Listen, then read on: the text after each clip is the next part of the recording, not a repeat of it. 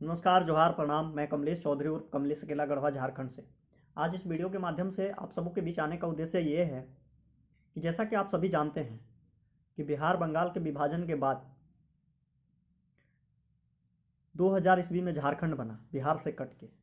तो झारखंड को बनने का उद्देश्य ये था कि झारखंड अपना विकास करेगा, यहाँ के आदिवासी, मूलवासी, दलित पिछड़ों का विकास होगा, जो शैक्षणिक रूप से, आर्थिक रूप से, राजनीतिक रूप से, अन्य प्रकार के स्थितियों से जो है प्रभावित हैं, गुजर रहे हैं अशिक्षा के कारण से। तो झारखंड का उद्देश्य था कि यहाँ के जल जंगल ज़मीन और खनिज का जो भी खनन हो, जो भी यहाँ से बाहर जाए ऊर्जा, खनिज पदार्थ, उस पर झारखंडियों को हक मिले, अधिकार मिले, इस उद्देश्य से, और झारखंड डेवलप करें, इस उद्देश्य से झारखंड बना था।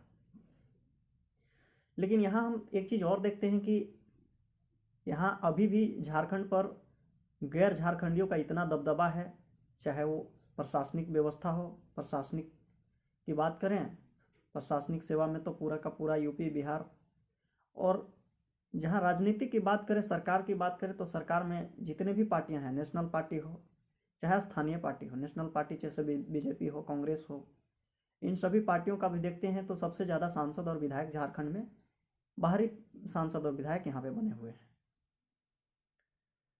दूसरी तरफ हम एक चीज़ और देखते हैं कि यहाँ पे निषाद बहुल्संख्यक झारखंड में भी है। 15 से 17 विधानसभा सीट पर निषाद बहुल्संख्यक है, पर्याप्त मात्रा में है। 2 से 3 लोकसभा सीट पर निषाद बहुल्संख्यक है। लेकिन हम देखते हैं कि नेशनल पार्टी जैसे कांग्रेस और बीजेपी, इन लोगों ने निषादों को कभी ध्यान ही नहीं दिया। निषाद मल्लाह की 578 उपजातियाँ भारत में लगभग हैं, और झारखंड में भी पर्याप्त मात्रा में है हमारे जाति। तो इन लोगों ने क्या किया कि दरकिनार किया है इस जाति को। हमारा तो पहचान ही है, हम भी तो आदिवासी में आते हैं, लेकिन हमें तो एक साजिश के तहत डाला गया ओबीसी में, बैकवर्ड में, और हमारे ज़मीन को छीना गया यहाँ। अन्यथा हमारा तो पहचान ही है जल पर राज करना, जल पर शासन करना, मछली मारना, नाव चलाना, इसे हमारा पहचान है, ये हमारा पेशा था, इतिहास गवाह है। लेकिन आज जिस प्रकार से हम देखते हैं इतिहास उठा करके, चाहे वो झारखंड की इतिहास हो चाहे पूरे भारत की इतिहास हो, उसमें निषादों को पूरी तरह से शोषण किया गया है, दरकिनार किया गया है, और आज भी जारी है।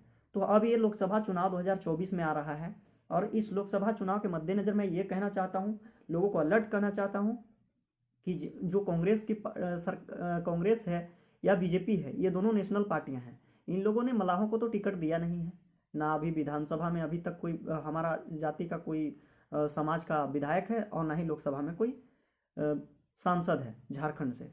ये गैर झारखंडी आकर के यहाँ पे सांसद विधायक बन जाते हैं, लेकिन हमारे समाज को दरकिनार किया जाता है। तो हम ये अपने समाज से अपील करना चाहते हैं कि आप अपना हक के लिए जागिए, जागरूक होइए, अपने अधिकार के लिए लड़िए, और लड़िएगा तभी जीतिएगा, और नहीं लड़िएगा तो नहीं जीतिएगा। जो सोएगा वो खोएगा, जो पाएगा, जो जागेगा वो पाएगा। इसीलिए हम कहना चाहते हैं कि हमारा लगभग 15 से 17 सीट पर जो है बहुसंख्यक निषाद है, दबदबा भी हम बना सकते हैं चाहे तो, और 2 से 3 लोकसभा सीट, कम से कम तो 1 लोकसभा सीट पर दबदबा बना सकते हैं। तो इसमें कंप्रोमाइज़ ना कीजिए आप लोग। और जो स्थानीय पार्टी की बात करें तो स्थानीय पार्टी यहाँ पे जेएमएम है।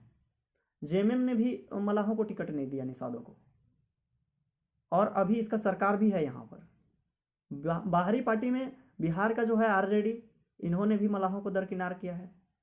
जेडीयू है, इन्होंने भी मलाहों को दरकिनार किया है। अभी प्रवेश किया है झारखंड में आम आदमी पार्टी, प्रवेश किया है बीएसपी।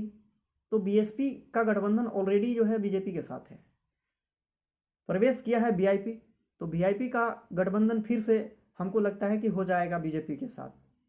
राजनीति में कुछ कहा नहीं जा सकता है, तो वीआईपी के साथ जाना, तो मैं कुछ भी नहीं कहना चाहूँगा इस पर, क्योंकि हमें नहीं लगता है कि इनका पॉलिसी कुछ सही है या गलत। इस पर मैं टिप्पणी नहीं करना चाहूँगा वीआईपी के बारे में।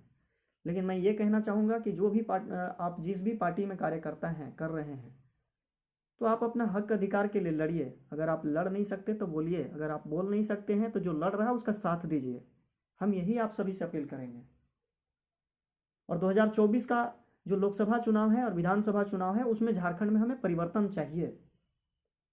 चाहे आप चुनाव लड़ें या लड़वाएं, लेकिन अपने समाज का हक अधिकार के लिए आवाज़ ज़रूर उठाएं, और अगर नहीं उठा सकते तो जो उठा रहे हैं उनके साथ खड़ा रहें। हम यही आप सभी से हाथ जोड़ के अपील करते हैं। धन्यवाद।